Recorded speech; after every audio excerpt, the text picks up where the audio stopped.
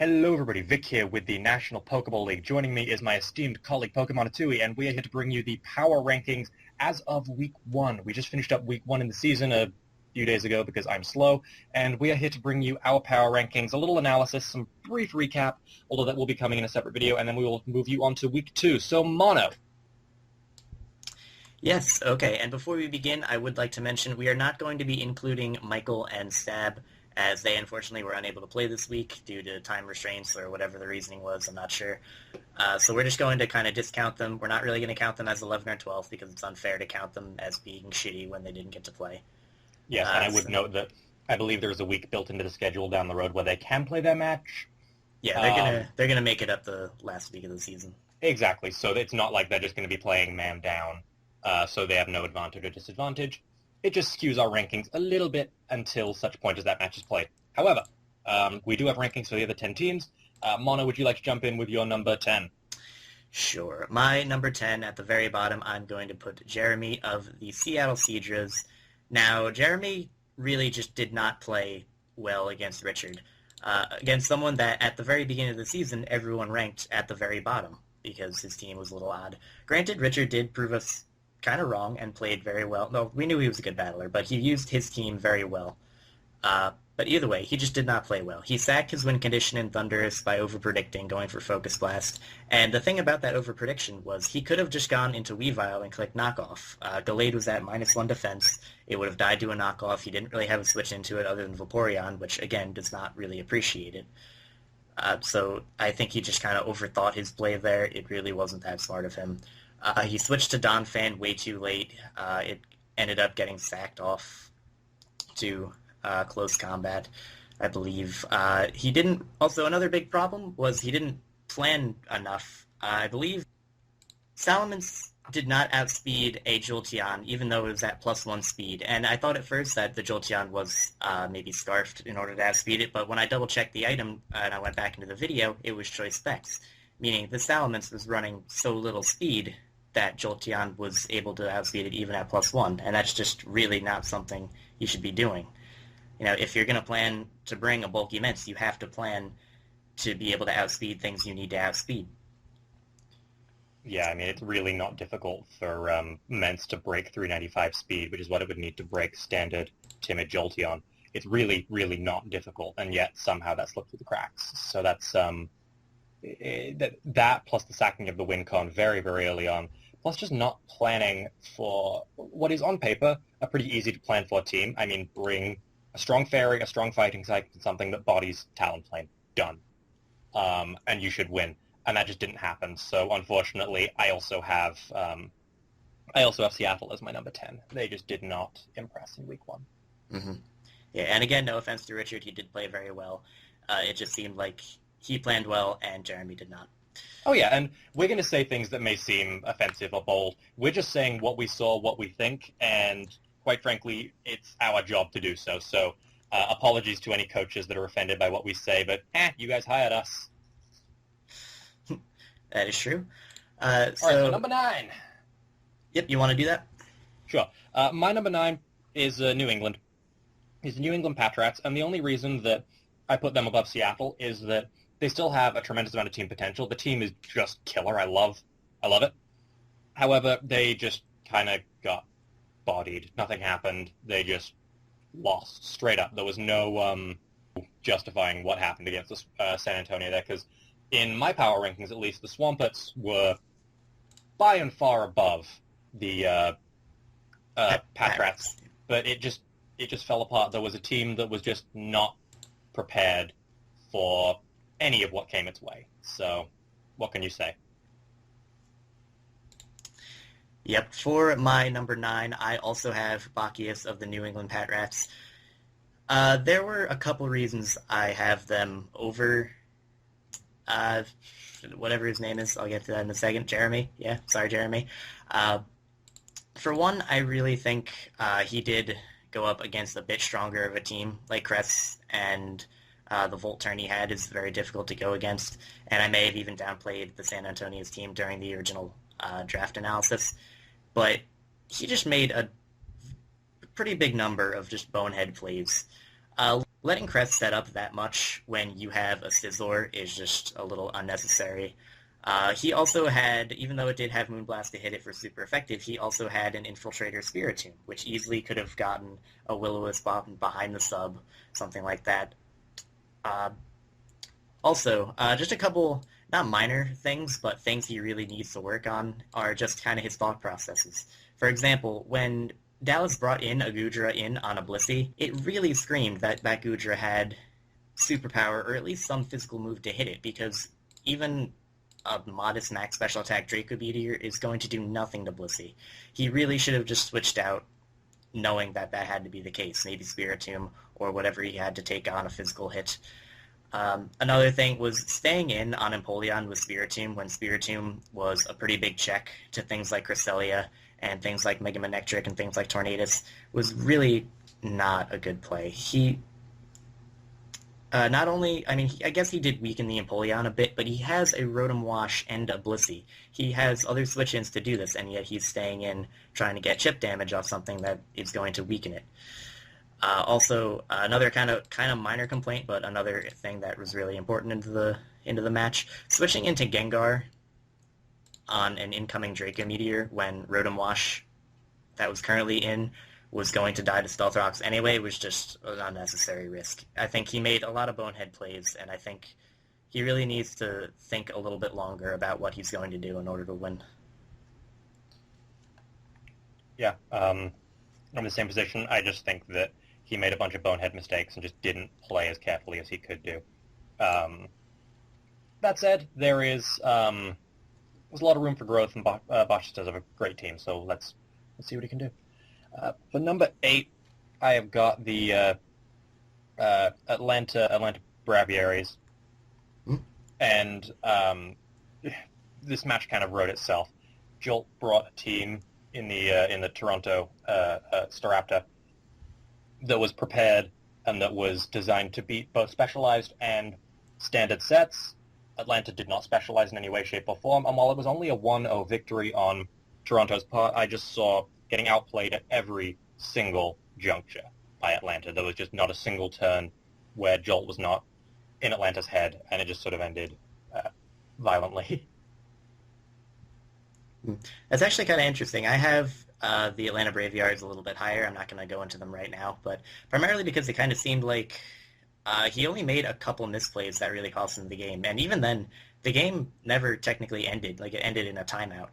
Granted, Jolt probably had the advantage there. Yeah, I mean, I would say that if it goes to a timeout, it was very clear that Jolt's core, the point that the battle ended, simply could not be broken. There was no way for him to do it, so it did result in a timeout, because otherwise it would have gone to PP stalling, at which, I've done the numbers, Jolt would still have won. So it's, he put it into an unwinnable position sort of thing for Atlanta.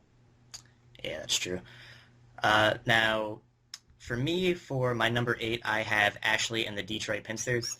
Ashley didn't play spectacularly. She didn't play badly.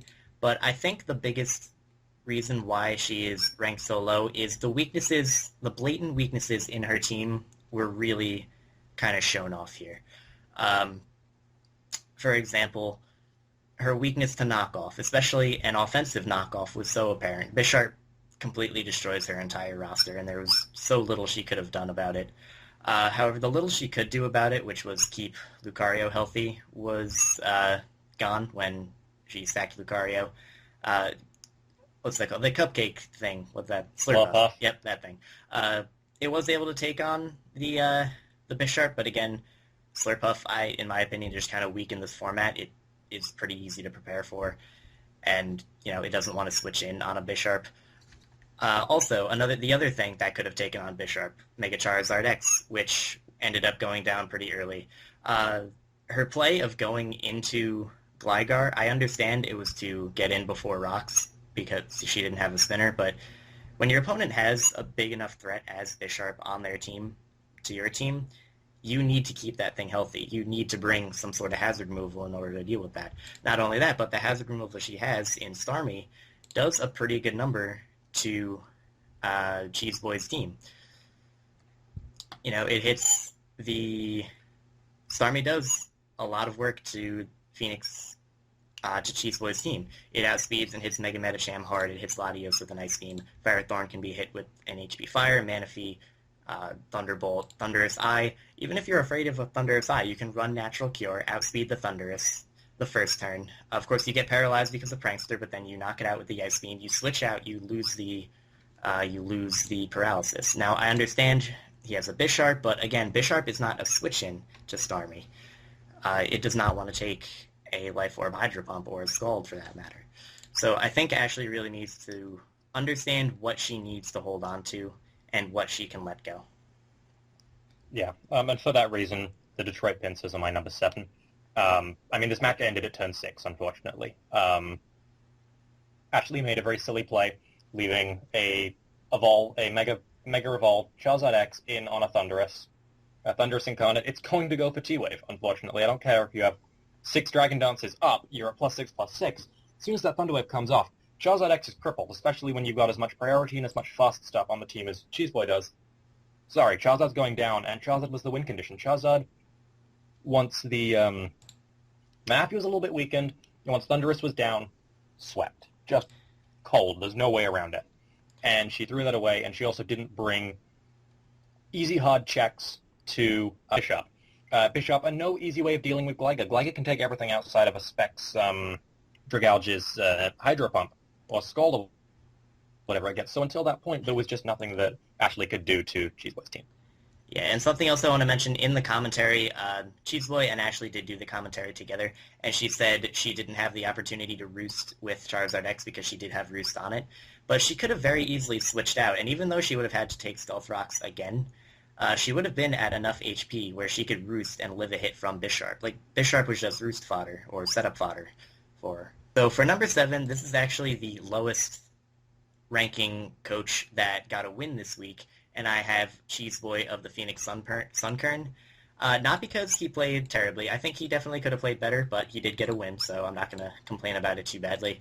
Really, I have him ranked so low because the way Ashley played and the fact that he has a Bisharp that pretty much 6-0'd her, he didn't really need to think too heavily about what he had to do. I mean, obviously you have to think and make the right plays, but he didn't overthink anything. He did what he had to do, but it wasn't anything super difficult for him. Okay. I mean, I don't agree with that personally, but hey, that's why we do this. My number 6 is New York. The New York Mitang, and I just don't think that the match went particularly well. I think that the Portland Timbers, which also not a particularly great team. I don't think either of them showed particularly well. I think this was just sort of a match of maybe feeling out the league a little bit. I know that league like this is a little bit strange. It's much more specialized than just playing a standard OU where everything needs to be as fast as possible. Everything needs to hit as hard as possible, blah, blah, blah. There's a lot more specialization that goes on down in a league like this, and I think that it comes down to these two guys still trying to feel themselves out and figure out where they fit in the structure. So it was just, he did the best of the people who lost because he kept it the closest for the longest, but if we're being honest, it was just sort of a meh battle for me. Okay, so what's your name? Yeah, Vic. So Vic and I are actually going to agree with our number 6 pick. I also have Razor of the New York Matangs. I also think he didn't play poorly. He actually had a very good chance to win as if he stayed in with Gyarados, but in all fairness, I really can't fault him for switching out because Infernape could very easily have been Sashed or Thunder Punch. Or Thunder Punch, yeah, it was Thunder Punch. It could have easily been Sashed or Scarfed. 2 very common items to run on Ape. It kind of made sense for him to do so. It wasn't. It actually should have. I believe in Toge's commentary, he said it should have been Sashed, but he switched it to Expert Belt either by mistake or on the last minute. So again, I can't really fault him for doing that. I think Razor's biggest mistake was a little bit of weak planning. Not that he played poorly, but he did not take Infernape into as big of consideration as he should have. He definitely needed to bring Suicune. Even if Infernape was E-Belt with Thunder Punch or Grass Knot, it still would not be enough to 2 KO Suicune. And realistically, Suicune is his only switch into that thing. Yeah, and that is the way it is. And for this reason, my number 5 is the Portland Timbers, because yes, they had a win. They are my lowest ranking winning team, but I really just don't think that the match against New York, as we just said, was anything particularly impressive. I just think that neither player played particularly well. I mean, congratulations on the win. It was a very close match, New York, but like I said, eh.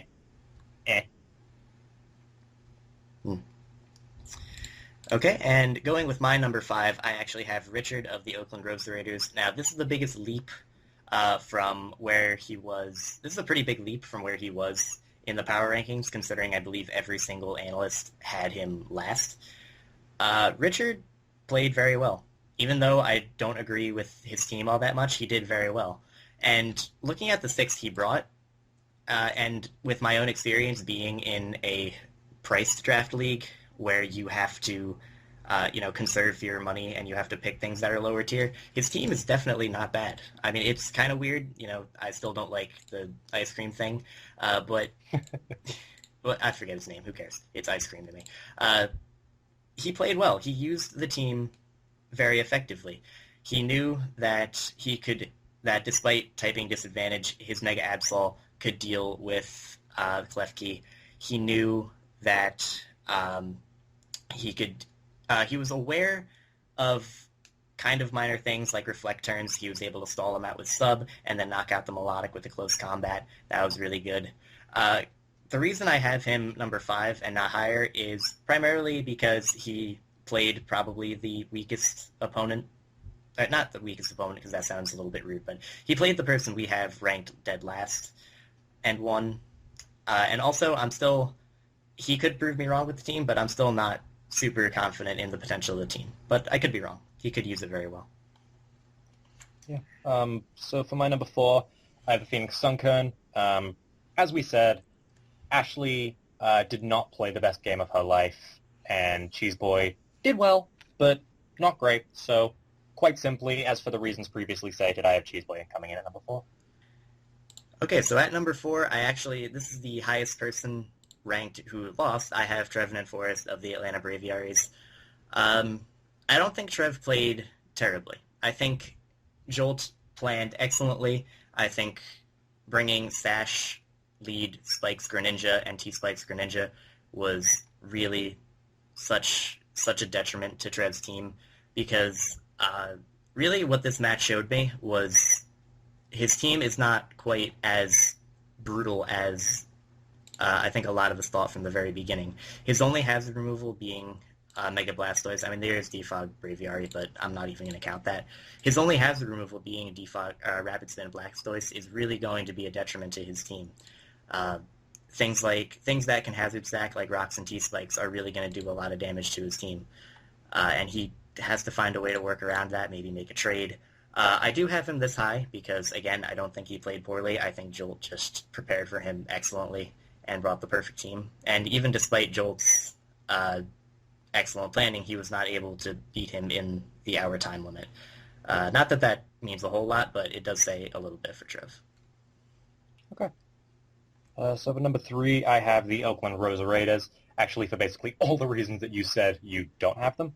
I just think that in the face of some adversity, i.e. a heinously bad team at face value, Oakland did some good stuff. I think that Richard just pulled an impressive win out of his team. Yes, there was some weird speed decreeping stuff going on, but overall, I just think that it was well played. I just think it was very, very well played, and there is nothing to be ashamed of in beating someone who is significantly lower in the rankings. I just think it was a good game. I'm impressed. Yep. So for my number 3, this is going to differ pretty heavily from yours, Vic, but I have Togavor of the Portland Timbers.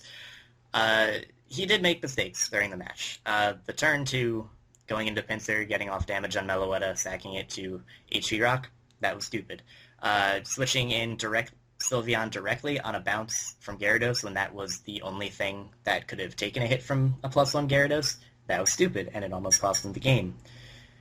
But I think, and this might be a little bit biased, but I think a lot of those errors, and by a lot I mean those 2 specifically, I think those errors came from a little bit of rust almost. I know Togue is a smart battler. I know he's a good battler, and I think he kind of forgot that things in league style format are not how they are in standard. Like random things like HP Rock, Meloetta can exist. Uh, things like that. He needs to, I think, get readjusted with the format, and then I think he's going to do just fine. And I'm not going to count him out yet this week just because of how he played. If he does this in next week, well, not in next week, but if he does this next week, I'm probably going to drop him down. But for now, he can stay 3 for now. Right on. For my number 2, I got the Toronto Raptors. I think that Jolt played more or less a perfect game. Yes, it coming down to a timeout match is definitely what tipped this, him being number 2, not number 1. Also the fact that it was a 1-0 match. Trev played really well, but Trev just made a couple of mistakes that let Jolt really capitalize, and that really let Jolt show off the fact that he is a phenomenal team builder, that he can intensely specialize a team and specialize Mons. Like, I don't think anybody would have thought of dual hazard stack Sash Lee Gren as being all particularly effective, when we all think of Greninja as either an offensive titan in OU that kind of broke the metagame and made everyone very, very sad, or being, one of those poor souls relegated to obscurity in Ubers. I just think that it was a very well-played game. It was fun watching him play it. I was in and out while he was doing it, and it was just well done overall. Mm-hmm. Yep, I can agree with that. For my number 2, I have Dallas Floyd 1992 of the San Antonio Swampards. This is also a pretty big jump. I believe I had Dallas down at number 7, and a lot of other people had him around 11 or 10. But the truth of the matter is, even though he played, again, somebody who I think played not too well, he played very well. He capitalized beautifully on every single one of his opponent's mistakes. Going for Draco Meteor on the weakened Rotom Wash, not necessarily predicting the switch, but knowing if he switched that was his best play was great. Just not over-predicting, just going straight for the superpower on Blissey was great. Knowing that Blissey was more than likely going to switch out, going for Draco Meteor, smart, very good. Also, knowing when he could set up with Cresselia, very smart. I guess one more thing. Switching out his already set up Cresselia to deal with a potential trick from Rotom, also very smart. You have a very big win condition to your team, and you're not going to just sack it off or allow it to get crippled. That was also very intelligent. The only reason I think he's number 2 is because, again, he did play someone who did prove to be a little bit weaker this week, but I think Dallas is headed in a very good direction, and I think he's going to do a lot better than people gave him credit for earlier on. I definitely agree with that. And for my number 1, I have got the San Antonio Swampards. So the general tone of our list is pretty much the same thing. And the reason that I put San Antonio up there is that it was just an absolutely defiant win. There were a lot of incredibly smart plays made, especially some of those Goodra plays that were just fantastic, and that I don't think you could bring fault to. While I do acknowledge that it was maybe not the caliber of opponent that we would like to necessarily see for such a good set of plays, I think that it was just the best set of plays on San Antonio's part for the week, and therefore I'm going to be putting him with his beautiful +3 differential at number 1. All right, and for number 1, I have Jolt, the token minorities of the Toronto. Yeah, represent. Really, the biggest reason is for him being number 1 is he took the team that everyone predicted to be number 1, the Atlanta Braviaries, and he beat them. Almost everyone. Yeah, almost. I said the Atlanta Braviaries are like number 5. Yeah. Okay. Well, looks like you might have been right. We'll see.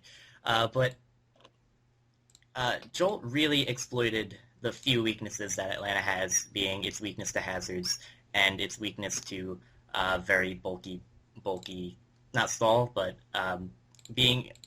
making a team that was unable to be broken by his offensive threats. Jolt just planned perfectly. He played wonderfully. He really also didn't make any mistakes. He played very, very smoothly. The only thing that could be counted as a misplay was not going for the, I believe, agility on the Porygon Z. I don't necessarily agree with that play, not going for it, because, like he said in his video, he predicted himself to get frozen. And, he gave up a 100% chance to get a clean sweep for a 10% chance to get frozen. Which I don't think... Jolt and I actually discussed that choice because I was a little confused as well. And he did have very solid secondary win conditions in his wall core, and he didn't see the point in losing PZ that early because PZ was the primary win condition. And I'm not defending him there. That's just his reasoning, and I do understand that because I know that especially early season, he is a very, very safe player. He likes to secure things quickly. Okay, I can understand that logic. It's just also if Trev did not allow his double A to get damaged, which I agree was also a misplay on Trev's part, double A would have been a problem for him. Like, Lefebvre would not have been able to set up and stall out his Alamomola with a double A on the other side of the field. Very true. Very, very true. Yeah, I agree with that. I think we're about done here, aren't we? Yeah, we're about done. These are our power rankings.